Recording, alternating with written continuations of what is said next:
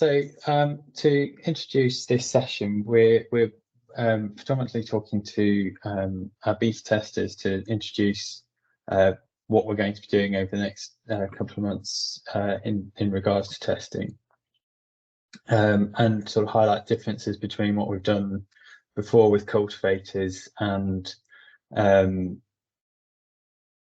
the testing has evolved. So if anybody doesn't know, TIAH is Agriculture and Horticulture's new professional body aimed at pre-farm gate careers and learning. And as part of beta, we've got a new introduction video on the site, which you're welcome to watch, which will give a bit of further background. So as I mentioned, beta is slightly different to TIAH cultivators. So cultivators was our sort of first foray into testing the new TIAH online service with farmers and growers.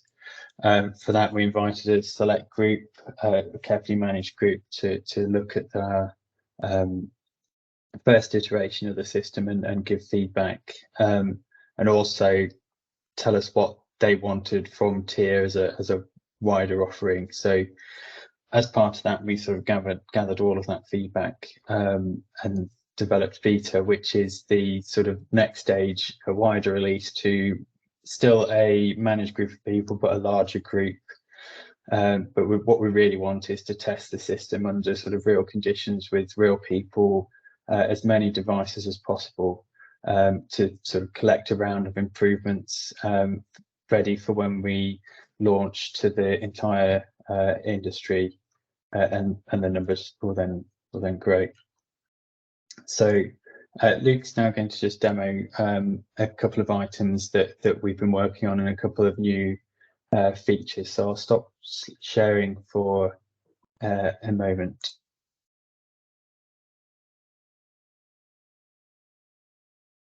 Hi, can you see my screen now? Sure. So yeah. I'm just going to talk through a couple of the new bits of functionality and the new content that we have on the beta site since cultivators. The first one, you can see cultivators might be able to see different menus down the left-hand side. We've expanded the careers information with more job profiles, more information about what is grown where and other industry stats.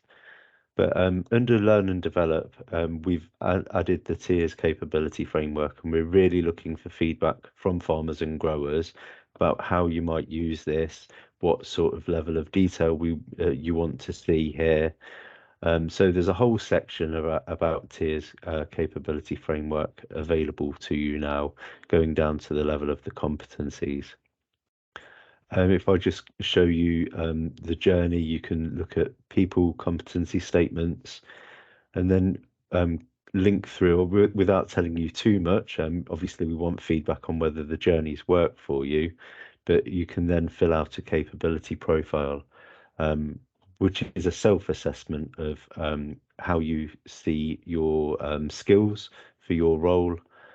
And this then will lead into give us details on areas that we need to focus on in terms of providing more skills for the industry.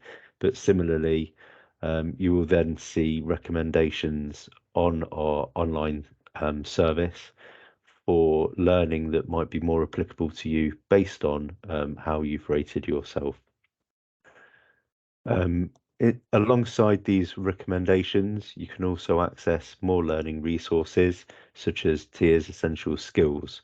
So we've developed e-learning modules and a program of e-learning focusing on animal health and welfare, health and safety, biosecurity, and we're looking at environmental land management skills as well.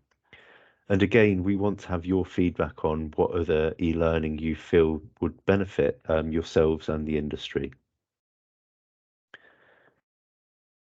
Another aspect that you can do on our service is to keep a record of external training that you've done. So under record external training, you can add learning activities. I'm not going to show you the form because I want you to try that out yourself and again give us feedback on whether you feel it works for you. But this will enable you to build a holistic record of all the learning, training and CPD that you undertake or you've done in the past. And everything is then kept in a learning record, so you should be able to see full learning activity. And again, I'm not going to give you a demo now, but these are the kind of things that we want you to test for us on the site. Everything is again linked to your profile, and recommendations are there based on the activity that you and other people like you do on the site, to give you most popular and other learning resources recommended to you. So that's me done. Thanks, Ollie.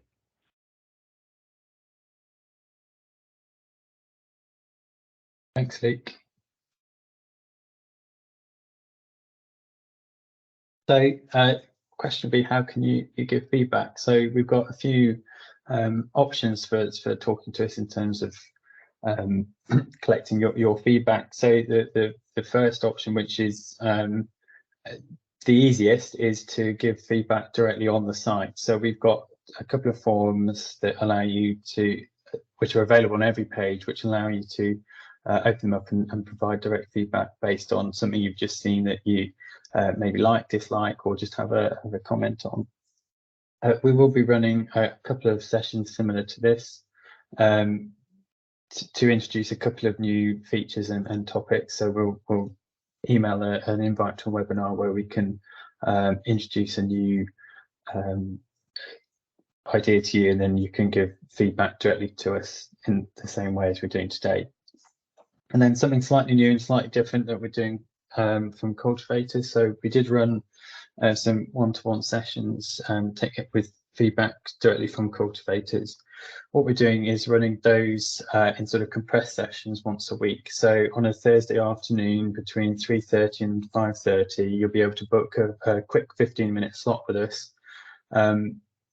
If you prefer to give feedback verbally rather than typing it in, we can talk about your thoughts and views on the site, and maybe ask questions about how to do things, or show us your thoughts with a screen share, and we'll invite you to those via email.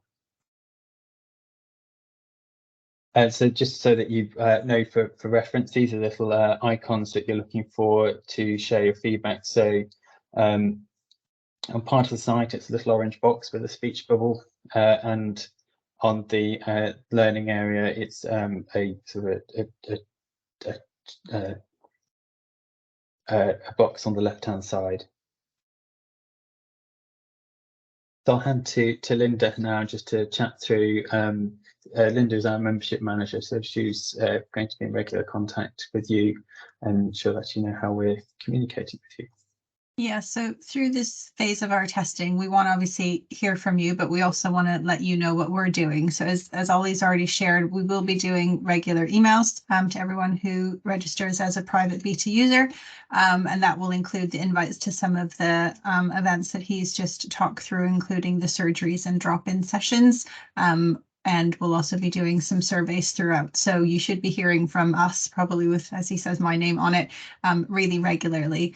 The other thing we're really keen to do is to make sure that this is a two-way communication. So as much as we want to hear from you, we want to then relay actually what we're doing with that. So we are going to be creating a bit of a landing page where it will be sort of themed, you've said, we've done. So you can come back and check to see what we're doing with the feedback that we're getting. And so far, although numbers are low, that the folks who are engaging with us on a private beta relationship, they are actually providing really valuable feedback. So we are really keen to make sure that everyone can see what was being changed as a result of the feedback we're getting.